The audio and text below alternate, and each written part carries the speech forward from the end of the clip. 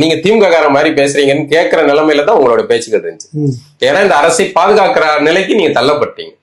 அப்ப இந்த அரசை, இவ்வளவு கேவலமான ஒரு அரசை எதுக்கு நீங்க உயிர் பலி கொடுத்து பாதுகாக்கணும்? அரசை கண்டித்து பேசுங்க.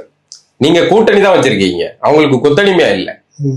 அரசு ஒரு தவறு செய்தா தவறை கண்டித்து பேசுங்க. நீங்கள் அரசு உங்களை, அந்த ஆட்சியில இருக்கிற கட்சி உங்களை சார்ந்து வரும், உங்களை கண்டு அஞ்சி நடுங்கும்.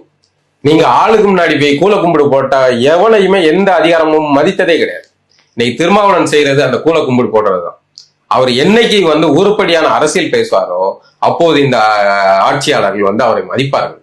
இல்லை என்றால் அவருக்கு மீண்டும் மீண்டும் பிளாஸ்டிக் நாற்காலி தான் போடப்படும். அவரு இந்த பிளாஸ்டிக் நாற்காலியே போதுன்னு அவர் நினைக்காரு. ஆனால் இன்றைக்கு அவர் சார்ந்த சமூகத்தை சார்ந்தவர்கள் வேற ஒரு எழுச்சியை நோக்கி போறார்கள். அவர்கள் தாங்கள் தமிழின் மூத்த குடிகளாக அவர்கள் கருதுகிறார்கள்.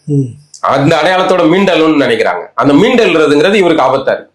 அது பெருவாரியா அட்டவணை பிரிவுல இருக்கிற தேவேந்திர சமூகமும் பரையர் சமூகத்தை குடிகள், அந்த மொத்த குடிகளுமே இன்னைக்கு தமிழ் தேசிய அரசியலை நோக்கி நகர்றாங்க.